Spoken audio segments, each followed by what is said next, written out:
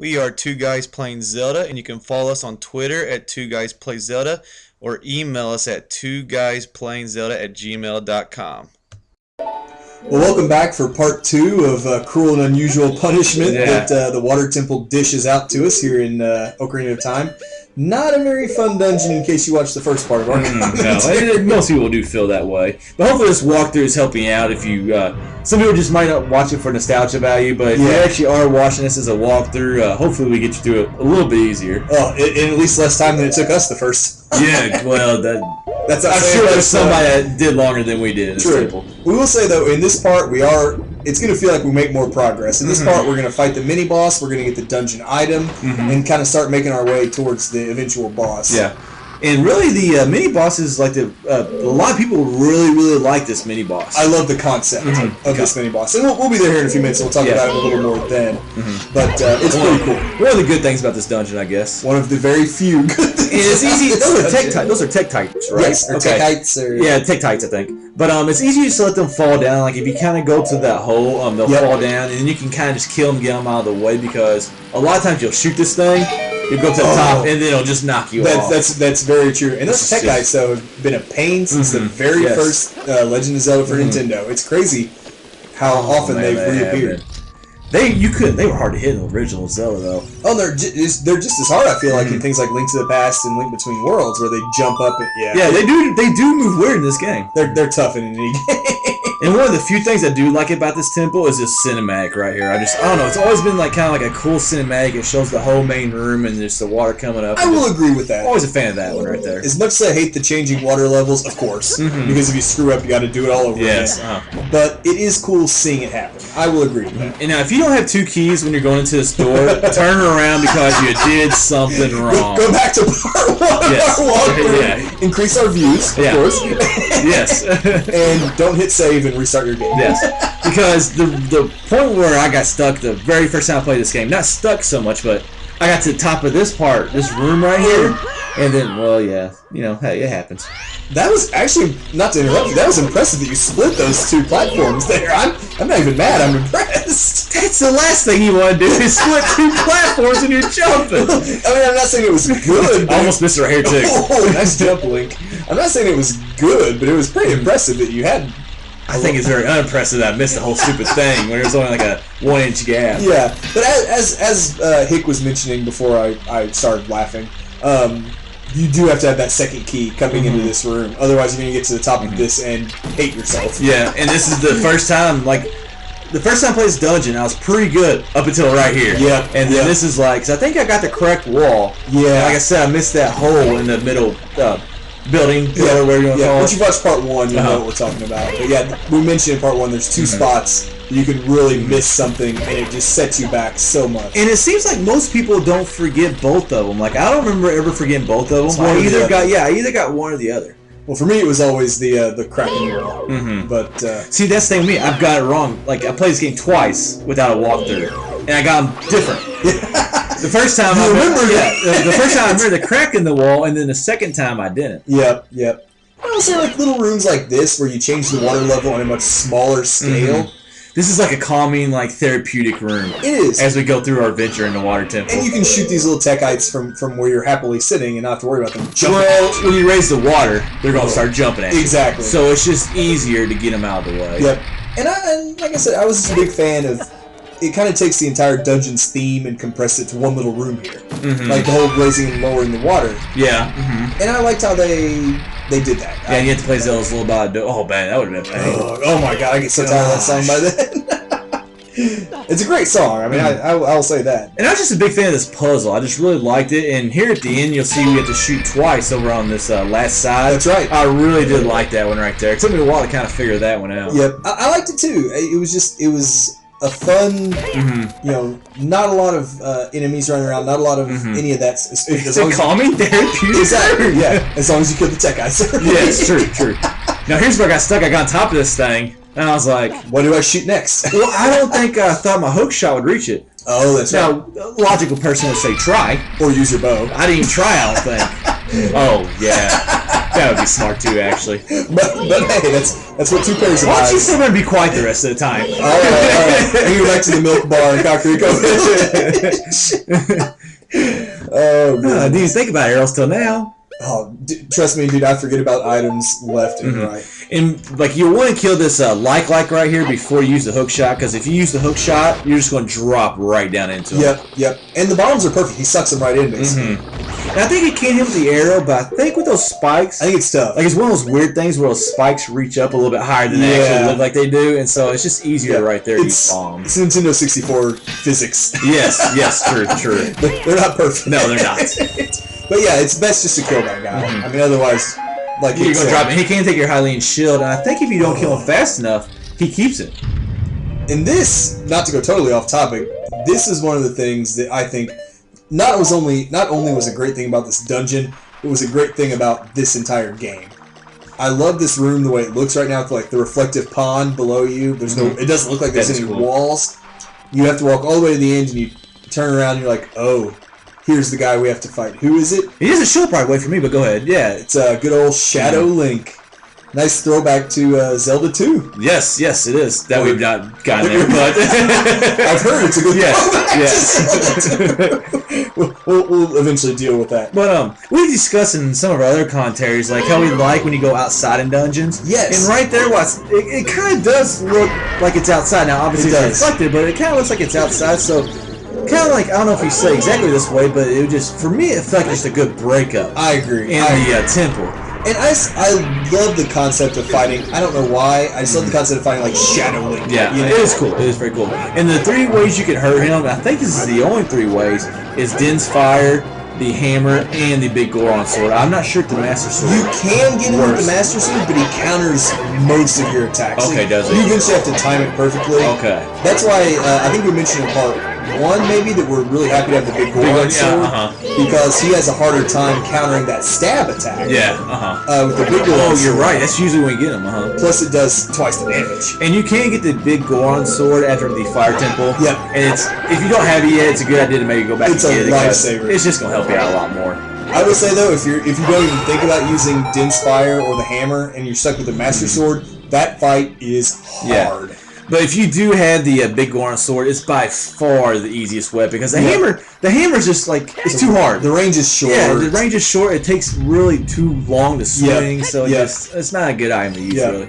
I will say it's kind of disappointing when you kill Shadow Link there, and it just turns out you're in a room. You know, like the fog. Yeah, it looks like every other room in the temple. It's like, oh, hey, here's a reminder: you're in hell. Yeah. At least it's not red. Yeah, there for at least a 2-minute span. You were in something different than the rest of this stupid temple. Yeah. But now, nope, you're back. Yep. But I do love the Shadow Link fight. I think it's a highlight of the game, not just. A lot of people, it's one of their favorite mini bosses in all of Zelda games, really. So, and I can't even explain why. It's like it's just a fun concept. Yeah, it's a cool concept. I think it looks kind of cool. Like it's not like a straight like black. It's like it is a shadow. Like it's kind of transparent. Exactly. Yeah, you can kind of see through him a little bit. Love it. And of course, if you're fighting him with the regular stupid Master Sword, well, not stupid Master Sword. That's very sacrilegious. Yeah. The regular Master Sword, it is a tough fight. Well, it kind of does stink in this game after you get the big Goron sword. Relatively speaking, yeah. And man, do I hate these rooms. Like, this is actually one of my least favorite parts in the whole temple. I don't know, like S-curve shape. You feel like you've gone through so much already. Yeah. I don't know, you just get to these rooms and it's like, I don't want to deal with this. I don't want to deal with swirling vortexes right now. I don't want to do it. Well, that's me every time I get to this dungeon in general. Well, yes, that's true. And all the times I've played through this game, I've never once said, "Oh my god, I can't wait to do the water temple." She's like, the water temple. Let's just get through this one. I know what you mean, though. I know what you mean. And I kind of just noticed this looking at the little mini map in the corner. Does that not look like the little snake guys from like the 2D Zelda games, so like Link to the Past? Yeah, the original Zelda. It does. I don't know if that is on purpose or not, though. I don't know. I think that's pretty cool, though. Yeah, it does really look about that. What are they called? They're not called snakes. They No. might be. No, I don't think they are. That'd be too generic. Yeah, I don't think Zelda has a lot of names like that, so. No. Whatever they are. But I don't know, I just remember finding Dark Link for the first time, and or Shadow Link. Yeah. And I was like, are you serious? I gotta deal with stupid vortexes now? It is kind of disappointing coming off, like you said, what some people consider one of the best little mini-boss fights. At least they give you a fairy after. Yes. But and then you're stuck in this room, and if you go through those, it sticks you all the way back at the beginning of this room. And really, the best idea in this room is to swim. Like, the first couple times I played this, I try to use my iron boots to walk everywhere, and then once you get in that vortex, you can't get out with iron boots. It'll let you like walk to the top of that vortex, and it'll drag you back in. It's just, and it takes forever getting through here too with the iron boots. Yes, it does. So just really the best idea. Use them in a couple places as we used them, but just swim for the most part. Yeah. Another neat little trick there. If you don't jump across, if you're not that good at jumping across that thing, once you hit that switch and raise the gate, you can always hook shot your way right across to that treasure chest as well. So this is a neat little heads up. If you can't make that jump after all the crap you've been through in this temple, then then we're wondering how you got this far. Did you let your big brother make that jump? I don't know how you ever got that far in the first place. True. I'm just saying it's an alternative. Yes, it's an alternative. If that's what throws you off at this point, then if that's what cost you in this temple, well, we shouldn't say quit playing Zelda, but because you should never quit playing Zelda. No, you shouldn't. We would never encourage. I'm mad even thinking that right now. Even sitting here rewatching this video, I don't feel. Well, I've been mad at the last two parts of the temple, so it doesn't, But we'll never quit. No, we'll never quit. And this is the other reason. Like I know in part one I mentioned that I used I take off the boots a lot and just swim because it's faster. Yeah. But I think it's also kind of cool right here. Well, not right here, so there's a big ceiling. But once we get out of the ceiling, like we'll just go flying up. Shoots shoots up, and I don't know. I just think that's kind of awesome right there. It is. I will say though, this was one of the last Zelda. Oh. Got you good. He gets me again, but thanks. This is we can just talk to this part, you know. Sorry, I got sidetracked by that. No, it's one of the last Zelda games where well, maybe it's not one of the last, but like later Zelda games, you can actually drown. Like if you're underwater too long, you start losing health. Oh yeah, I know what you're talking about. In this one, it stayed on that. Well, you can drown if you don't have the water tunic or the blue tunic or water tunic, whiwhichever one's called. You can drown in this game if you don't have that on. That's right. I didn't think about it. Good point. Because I saw you were stuck on that. Every once in a while, I'll have some. That's right. Yeah, good. Not everyone's gonna give yourself a little credit. Give yourself a little credit. Hey, you're the one who got through this dungeon. So yeah, it wasn't me. I had to watch the walkthrough about 7 times though. Hey, but it worked. And right there, we're getting that Ghost Cthulhu right there. We couldn't get that earlier because we didn't have the long shot. So that's the first time that we could get that. If you're collecting them, yep. You know, might as well go ahead and do it. And remember, if you watched part 1, you saw we used Pharaoh's, whatever her name is. Rose. I'm going for Rose. Wind to set a warp point here. And that's a lot easier than backtracking all the way to this point. Definitely. And we get the water level to exactly where we wanted. Well, you gotta change the water level twice to even get to that level too, don't you? Yep. Yeah, so that's why I put it there, and that's probably the easiest spot in this temple to do it. It really is. Because it's the one that drains it all the way dry, if I'm not mistaken. Yeah.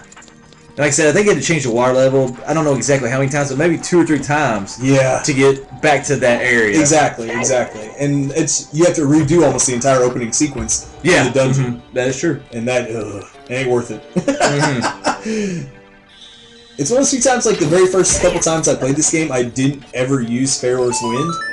But after watching, or Furor, whatever, but watching some of the walkthroughs other people have done, I'm like, that is such a good idea. Dude, I didn't even know what Pharaoh's Wind did until the third time I played through this game. And I'm not even gonna lie about that. I had no idea. I knew what Dense Fire did. Yeah. Actually the one, I didn't use that either. But I did know what that one did. I had no clue what Pharaoh's Wind did until this playthrough. I will agree with you though. Like you almost never use the second and third one. That time we used it right there is the only time we use it in this game. Yeah. And once again, handy right there. And once again, that Ghost Cthulhu right there. First time we could get it because of the Longshot. Yep. Like I said, the Longshot, it is a great upgrade. It would have been nice to have a unique item though. But it said 5 times. You want them to redesign the water temple, make it a little bit simpler, and just put a new weapon in it for you. Hey, if someone wants to redesign this temple, I will not complain. Here's a good question: what weapon would you have liked to see? Ooh, that's a tough question. The feather from Link's Awakening. Well, that wouldn't do you much. I don't know how we'd incorporate that into this game. I would love to be able to ride on Princess Ruto. Yes! That's not really a weapon, but maybe, like, that's an idea. Maybe if there was, like, a fin. Yeah! It'd be the first time that happens. You were close. I thought you had it, actually. But no, maybe, like, a cool weapon would be, like some kind of fin. Yeah. Or flippers. Because in Twilight Princess, we get flippers that make you swim faster. Yep. So. Yeah, just Princess Ruto could have made this so much easier on all of pointless. But where does she go for the rest of the dungeon, though? I don't know. It's a She's mystery. close to the top, and she's not up there. I guess And the there's boss, no way out right there. the boss got her somehow. How the heck she got to the boss, though? I don't know. Yeah. It's Zelda logic. Just Well, she's a sage, so maybe she just kind of disappeared Well, or whatever. another question, if you're going to go with that, think back to the Fire Temple. How did Darunia get into that boss room that we had to go through the entire stupid That's dungeon true. to get That's into? true. That's true. Without the pillar there? Yeah, exactly. Because we know they can't jump. No, they cannot. We learned that the hard way in Majora's Mask. This is kind of a pain right here that you gotta do this twice just to get this key. 'Cause you gotta push the block one way, and then you gotta go back through and push it another way. Yeah, 'cause you had to like pull it out of your way. Now you have to go, push it the rest of the way. It is a pain, but I feel like that makes it feel like they're artificially lengthening the dungeon. Yes. Just to tick you off. Yeah, it's already been long enough as it is, so why make us do something twice? It's pointless. And speaking of long enough, if you haven't suffered enough with us, we're coming up on part 3 next.